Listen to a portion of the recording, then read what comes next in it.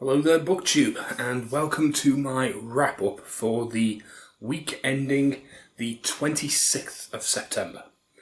Though, at this point, I would argue that it's probably more of a fortnightly wrap-up.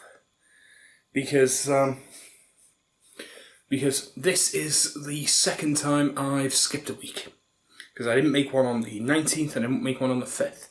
So I'm finding that I'm just not getting enough to talk about to make a wrap-up every week, which is fine. Sometimes you just don't do enough interesting, and it's better to put out a video when you actually got something to say. So I do have a few things to say. I have a small book haul, to use the terminology of booktube. I bought some books. And I have a selection of media that I have been engaging with that I want to talk about. So, first of all, what books have I bought? Well, I have recently bought the complete stories of Isaac Asimov, volumes 1 and 2. These are short story collections. They look quite nice, though, admittedly, the pages are quite different colours. Like, quite noticeably different colour. I have no idea why that is. These are brand new. And, yeah, they are different colour and different font as well. I have no idea why. They look the same, and they're... Oh, no, they are actually... That's Harper Voyager, and that's just Voyager. I was going to say they are by the same publisher, but they're not. They don't. So, I presume that Voyager went separated from Harper and became its own thing before Volume 2 came out, and likely ended up with all new printing stock. So different paper, different ink, different font, which is fine. Don't think it's going to make much of a difference to the enjoyment of the book. But the main reason I got that is I already have the Foundation trilogy. But I don't have anything else Asimov, and whilst the Foundation trilogy is fine, I don't rate it as highly as most people do. And I've been told that Asimov's best work is actually his short stories. And I thought, you know what? I haven't read a great many short stories recently. And they're a great way to get a little bit of reading done in between novels, where you don't really have to throw yourself in at the deep end. You can just pick one of these up, read an entire story in one night in the space of an hour or so, and depending on how short they are, if they're particularly short, you can read it in a few minutes. Like, we're talking, okay, some of them are fairly long, like The Dead Past is 56 pages long, but then we've got The Foundation of SF Success, Franchise, Gimmicks 3, Kid Stuff. All of those are a couple of pages long. We've got some like The Message, which is only 2 pages long, so it depends what you're reading. I don't know whether or not all of these are actually stories, because The Foundation of SF Success, that doesn't sound like a story. That sounds like an essay or something. Oh, it's a poem. It's a poem. Okay, so quite a variety in this, I suppose. Then, I have... Admittedly, this is a book I already owned, but I owned a digital copy, and I have a hardback copy of this that's at my parents'. But I wanted a physical copy of this book that I could read now without having to go back to my parents and get the big hardback. It's a big hardback copy. So, I have Dune. I wanted Dune because with the film coming out, this is a big subject at the moment. People are talking about Dune again. And it's been, what, a decade? More than a decade since I read Dune. I was 24, 35 now, so yeah, more than a decade. And I don't know how I feel on it. I remember it, but I don't know how I feel on it, because I'm a very different person now. So I want to give it another read. I want to read it with fresh eyes, as someone who is now into reading long-form fiction on a regular. Because in my mid-20s, I really wasn't. I forgot to mute Discord again. I do apologise. But yeah, in my mid-20s, I really wasn't much of a reader. So reading Dune then was different to what it would be like reading now, where I read multiple books pretty much constantly. And have been for the last 18 months. So I think I'm going to have a different experience with it, so I'm looking forward to reading that. Finally, I have a selection of books here that I bought. I also bought a couple of Stephen King books, but they're books I already owned. I was just upgrading from mass market paperback to the same paperback style that I've got here. Rather than going and getting the second-hand mass markets that are at my parents', I just rebought them in the paperbacks that I enjoy, so they all match. That's not worth getting them out to show you. These, however, are. There is one author that I have heard about a lot. An author who I am only vaguely familiar with. I am aware of their material. I know the premise of some of them, and I have, I believe, seen a feature film many years ago based on one of them. I think, because the name jumps out at me, and if it was either a very bad adaptation or simply a bad story. And that author is Cormac McCarthy, as I have his 4-book collection here, which includes No Country for Old Men, The Road, which is the one I've heard spoken about a lot, Blood Meridian, which people are suddenly reading now. Again, why does everything start beeping at me as soon as I switch on the camera? But yeah, Blood Meridian, which everyone seems to be talking about now, and the quite short, so I might be able to crack this one out quite quickly, Child of God. Now, I'm not quite sure what to expect from this author. I have heard glowing reviews from some people. I have heard quite mixed reviews from others, and I am aware of his reputation as a bit of a dude bro magnet.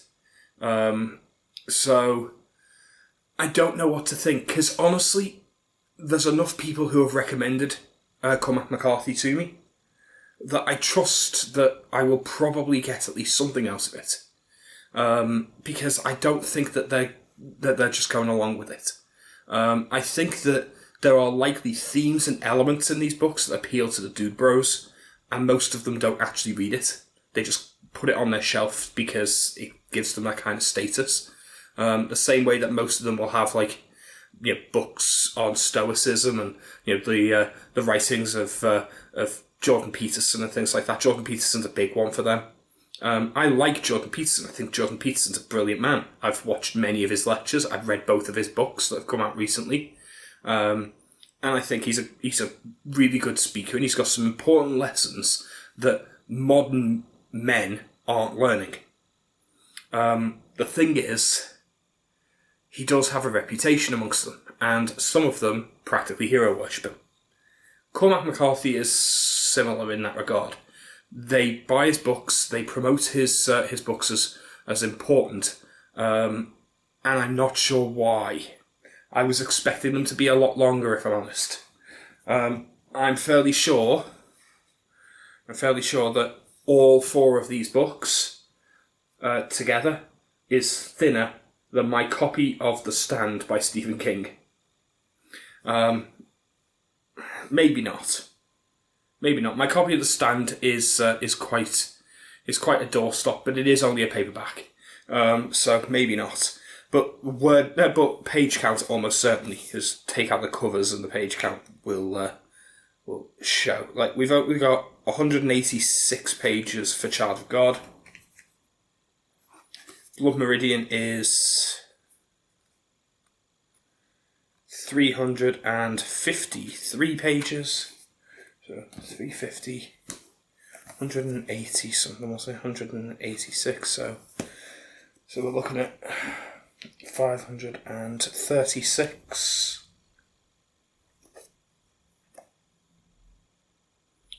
Okay, another 307, so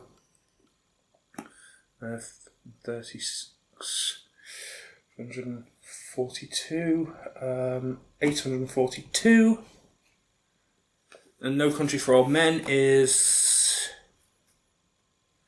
309. So less than 1,170 pages, which means the stand is longer, because my copy of the stand is over 1,200 pages long. So are all of my Stormlight Archive books, all three of them individually. One of them would be longer than all of these by page count. Word count, hard to say, but these books don't appear to have particularly small text. They have a lot of large margins and a fair bit of dialogue, so they're probably quite light on text as well.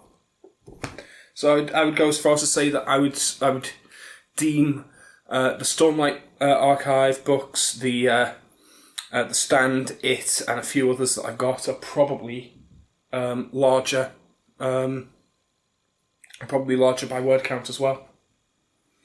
So yeah, those are the books I've bought recently, and I'm interested to start on them.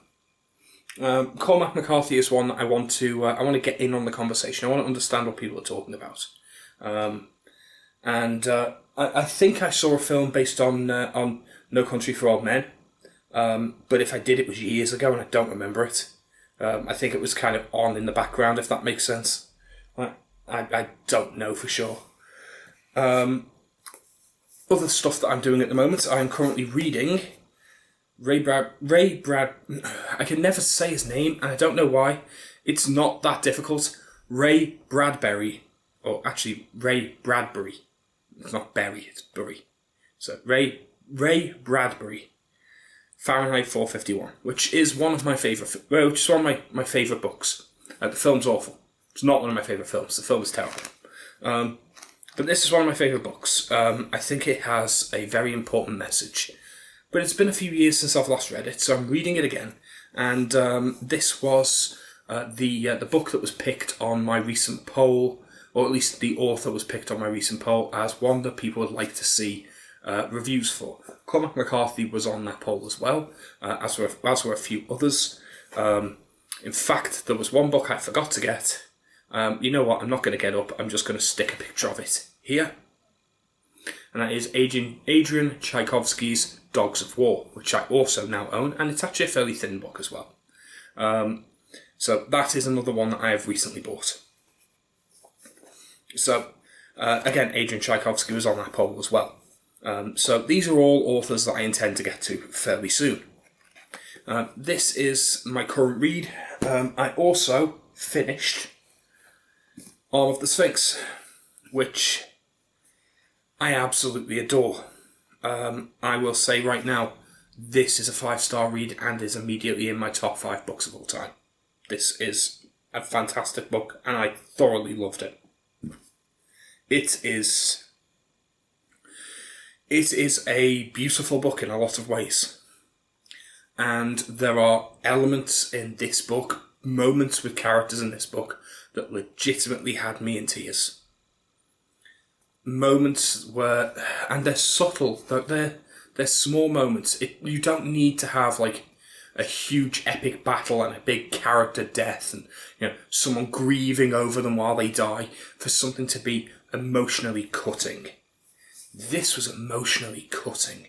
I enjoyed the first 150 pages or so, the first section basically. I enjoyed that. It was fine. It was adventure-y, and it felt decent. But it wasn't anything special, I wouldn't say. It was okay, but it wasn't anything special.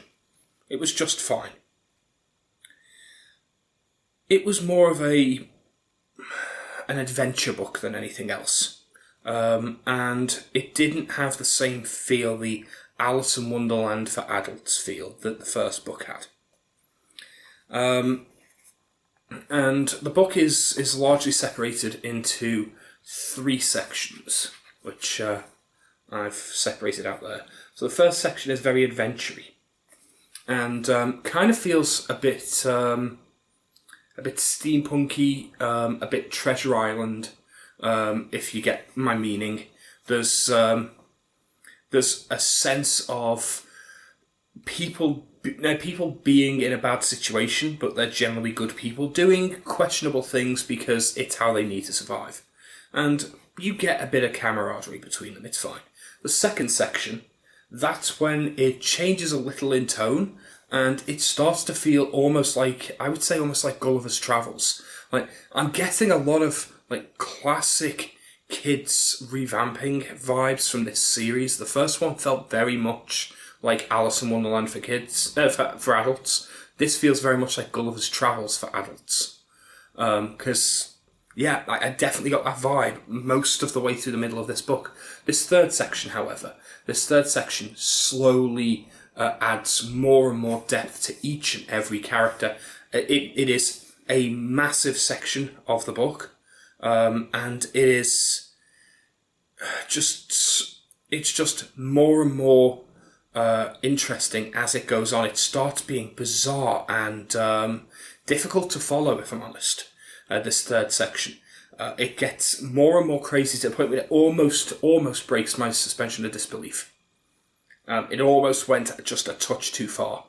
But when the more fantastical elements settle and you get used to them, the character elements come right to the forefront.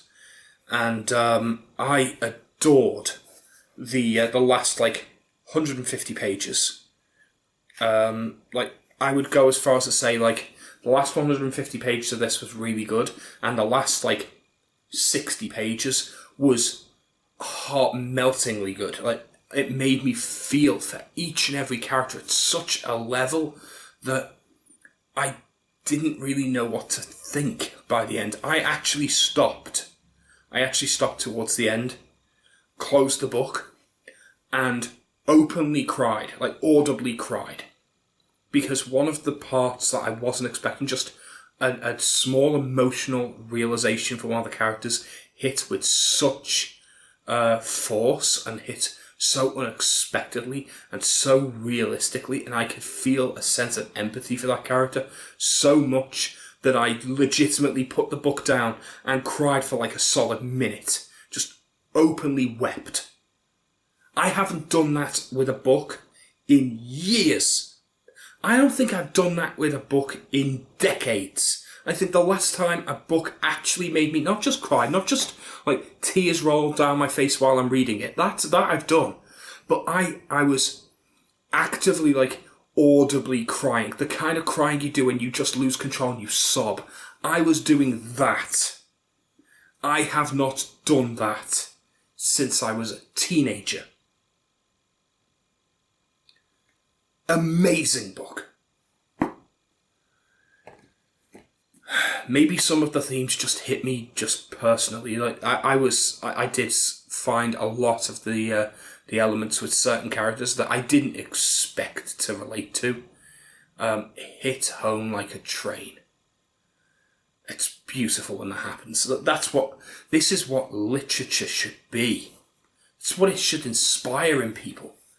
When you can read a book and you have to stop because you're choked up and your eyes are pouring. I stopped at the end of the chapter, thankfully. I managed to get to the end of the chapter, but I had to take a breather because I was sobbing. I was openly sobbing. I don't think I've done that in so long. I must have been a teenager the last time a book did that to me. Maybe a film has had that reaction somewhat more recently. I can't think of one though. I can think of films that have me in tears. I actually am quite an emotional person. Films can have me shedding tears quite easily. But open sobbing doesn't happen often. So yeah, that's reading. It's been a good week, a good 2 weeks reading for me. I've enjoyed what I've been reading so far. I've also read a little bit of a few other books, a couple of non-fiction that I don't tend to talk about here because I tend to just flick through non-fiction when I want to read a little bit of something different. I have just started, though I'm barely even into it at this point. I'm literally just moments into it. Like, what?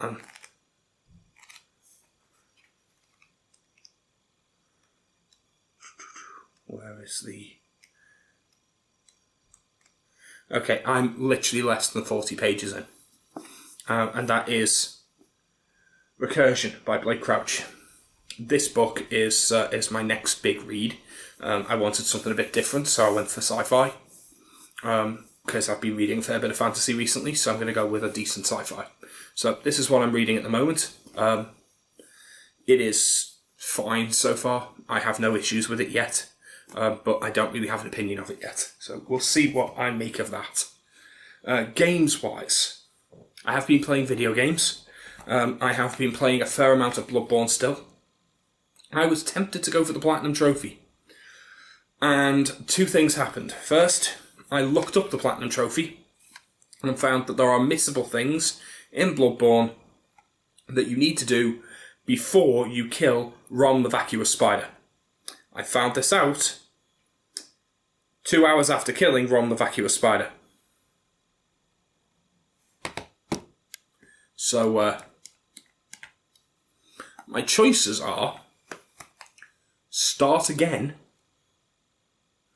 or play all the way through and then go through New Game Plus. I'm not sure I have the patience for that. I really don't think I have the patience for that. Like, it depends. It's getting to the point now where I am kind of lost in this game. Like, there is so little narration, there's so little storyline given away, there's so little direction that I don't actually know where the fuck I'm going anymore. I don't know what I'm supposed to be doing. I don't know what the goal is. Like I say, I've killed Ron the Vacuous Spider. I killed the witches. I killed the three guys. That was before the spider. I went into a room with an amygdala, and there's three fast as fuck guys. One with like punching daggers, and one with that shoots fireballs, and one that's got, I think, a flamethrower. And my god, those bastards are fast as fuck. And I have fought them repeatedly. They just rip me apart as soon as I go in the room. Like, I'm if anything, a bit over-leveled, I would say. Because I've made a point of pissing about in the DLC. Farming a few additional blood echoes, getting some of the DLC weapons. I've got the whirligig saw. I have gone out of my way to make my character quite beefy. And, these guys rip me to shreds. They rip me to shreds, and I can rip most bosses to shreds quite comfortably, because I'm kind of over-leveled. They are harder than any boss I've faced. And they're just three random enemies in the middle of this room with one of the amygdalas looking over it. And this is in the base game, not the DLC. So they should be no harder than anything I've faced in the DLC, and the DLC stuff is nowhere near as bad as these guys. Admittedly, I've not fought any of the DLC bosses. I purposely avoided them. But yeah, I'm not sure. I may be done with Bloodborne. This may have outstayed its welcome for me. I haven't decided. Another game that I've recently got is this, the Mummy Dmaster. This is based on the new Mummy film, which is terrible, but the game is actually pretty damn good. It's a 2D exploration-based platformer, or Metroidvania for those who like that term. I don't particularly like it, but still, it's the one people use, so... and it's really good. It's got a decent amount of gunplay, really nice level design. It plays very well. So I'm going to play a little further into that and see what I make of it. It only arrived today, so I haven't had a chance to do much with it. But that's my gaming at the moment, with the exception of one more. And this is possibly a big mistake, because this is going to be one huge time sink. And I'm going to put a clip of it in here. This is Path of Exile. Path of Exile is a top-down, multiplayer, like dungeon crawler style game similar to the Diablo series. Like it's known as an ARPG, which just means action RPG, which honestly as a name is not much of a name for a genre. It doesn't really inform you of much. So yeah, I'm playing that at the moment, and that might be a big mistake because this is a huge time sink. And I've also got multiple of my friends playing it now as well, which is going to be a problem, I think. I think I'm going to end up losing a lot of time to this. So that could have been a mistake. But hell, I'm having fun. I haven't watched much in the way of films or TV that's new. I've not had a chance to get to the cinema, which sucks. But I just haven't had the chance to get out of the house. I have watched a little bit more when it comes to films. I watched more of the MCU with my mum. We've been watching through the MCU films for the last year, and we've finally watched Ant-Man and the Wasp and Endgame. So she is now caught up on the main storyline and has seen the whole thing, and she loved it. She was very excited to get to Endgame and see what happened, though she didn't believe for 1 minute that was permanent. Like, none of us believed it, though, did we? So, yeah, like, she actually had exactly the same logic that I remember in the cinema, was Spider-Man can't be dead, there's another Spider-Man film still to go. Which is one of the issues with these kind of big, interconnected worlds. Is we know when things are announced, and if you're going to announce films where we know certain characters have to be involved, it ruins the possibility that the character can die in previous films in the franchise. It is one of the problems that you end up with. So yeah, that was an issue, I think. But other than that, I've watched a couple of other things, but not much. I watched Hacksaw Ridge, and I really enjoyed that. I had seen that before, but I decided I want to watch it again. It's been a couple of years, I think, since I saw it. I think I saw it 2 years ago, and I watched it through again. It's a fantastic bit of action, really, really good dramatic war film. I'm not a big fan of war films, but Hacksaw Ridge played off the themes. It told a really, really intriguing story, a true story, and it managed to make these characters feel so ingrained. It wasn't, obviously with it being a real true story, the characters felt realistic anyway because they were realistic characters. They're real people. For God's sake, shut up, Discord. Chat when I'm finished. I'll stop recording in the next 5 minutes. Just wait 5 minutes. I'll be there in a minute. To be popular on the internet, eh? I'm not popular on the internet. I'm just joking. I'm being self-deprecating here. I'm not popular on the internet. You know this. You can see how many people have watched this video. It's you and some bloke called Jared from Southampton. That's it. That's it. Like that's probably one fucker messaging me over and over again. Right, but yeah, other than Hacksaw Ridge, I've not had a chance to watch any more of the shows I've been watching, but I've had a little bit of fun watching some booktube. I've been keeping up to date on a few videos here and there online. It's been fine. I've had a good few weeks, but yeah, what am I looking forward to in the future? Well, I'm not sure if I've got any films coming up that I'm particularly looking forward to. There's a couple in the cinema that I think are coming out at the end of October, but nothing that's coming just yet. Games-wise, I'm going to play more of the Mummy. I definitely want to be playing through that. I may also have a little look at some of the lesser-known PS5 games that I got, because I've got a couple of them that I've not played yet, including the Phoenix Rising, I think, well, Immortals Phoenix Rising. I know it's supposed to be Phoenix, but they've misspelt it so terribly, it says Phoenix. So I'm going to call it Phoenix. If you're not prepared to write Phoenix properly, it doesn't get called Phoenix. So yeah. I may give that a try. It looks interesting. It's like a cartoony Assassin's Creed, which sounds fun to me. I'm prepared to give that a try. I did play a little bit of FIFA 2021, I believe it was, because it was free, and I decided to give it a try. Because you know what, I've never really played football games. I'm not really one for football. I was considering following the Premier League. I tried watching a match, and I found it a little boring, if I'm honest. I actually find the history of football and the statistics in football way more interesting than watching the game. A game of football would be really interesting for me if it was about 15 minutes long. Beyond that, I quickly lose interest. So I would say about a 15 to 20 minute long match would be perfect, but 90 minutes is too much for me. It doesn't hold my attention. That said, watching highlights of a game of football, I really enjoy, because I get to skip straight to the action.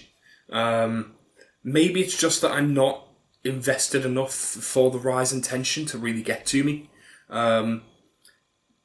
Maybe it's just that modern media, social media, and the constant ability to get entertainment now has just zapped my attention span to the point where a 90-minute football game is just incredibly dreary and long, because I'm used to always having entertainment at my fingertips whenever I want it. That's possible.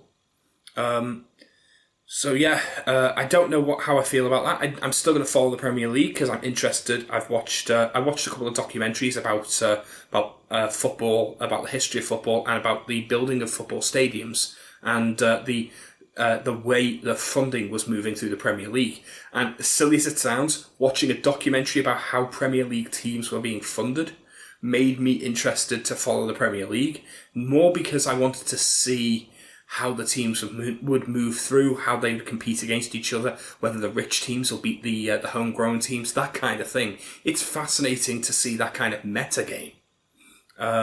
So that's what's actually interesting me. I can get a little bit of fun out of the sport, but it's not really my kind of thing, if I'm honest. One thing I do plan to do going into October is I'm doing a re-listen. It's not really reading because it's audio. I'm doing a re-listen of the Magnus Archives. Now, I don't tend to do audio books, but for some reason the Magnus Archives, which is listed on Goodreads as if it was an audiobook, which is fine by me, I count it towards my reading, because if you're going to count an audiobook, you may as well count audio drama. It's the same thing. But yeah, I count it along the same lines. But the Magnus Archives is fantastic fiction. It's I don't know why it can hold my attention, but audiobooks generally fail to. I think maybe it's because the audio design has had noticeably more effort put into it, because it's its primary medium, not its secondary. Because an audiobook is technically an adaptation. It's very, very faithful in that it's someone reading the exact words someone wrote on the page, but it's still an adaptation. That's how I feel about it anyway. So yeah, I'm going to be re-listening to the Magnus Archive Season 1. I'm already at Episode 8, and I'm thoroughly enjoying it so far. I have a few books that I want to read. Like I say, I'm going to be reading some Cormac McCarthy. I'm going to be reading the rest of Fahrenheit 451, and I'm going to be reading Recursion. That's my plans going forwards. I don't have any plans to read any fantasy at the moment. When I do go back to fantasy, it's probably going to be for the second Powder Mage book. That's what I'm interested to see as the next piece of a story that I was invested in. But yeah, I don't have any big plans to go to any big high fantasy at the moment. I might pick one up in a few weeks, but at the moment I'm feeling on a more grounded level. So I want something a little bit more grounded, and obviously October is coming up, and that tends to inspire the spooky season, so I may end up dipping into a few horror. I'm probably going to read some more Stephen King. I've been meaning to read Revival by Stephen King, which I'm going to stick. That's another interesting book. I really enjoy Stephen King's writing, and the last thing I read from him was Elevation, which I hated. I want to read something new from him that has positive reviews and might rekindle what I like about Stephen King's writing. And I've heard Revival is one of those books that is a bit hit and miss. Some people love it, some people don't much like it, but I've heard people rave about it, and a few people have put it right at the top of their favourites list.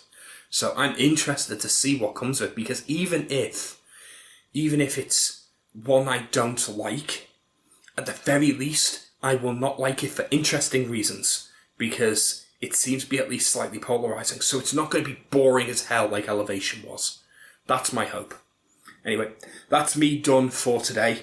I'm going to try and get this up. It's now 10 PM. Let's see if I can upload this before midnight. And actually put this up on the day I said, which was the 26th. I'm not expecting it to go up by then. I've got to edit this, cut out any background noise, render and upload. That usually takes around 2 to 3 hours, so I'm really pushing it. But let's see what I can do. Until next time, I'll see you later. Bye.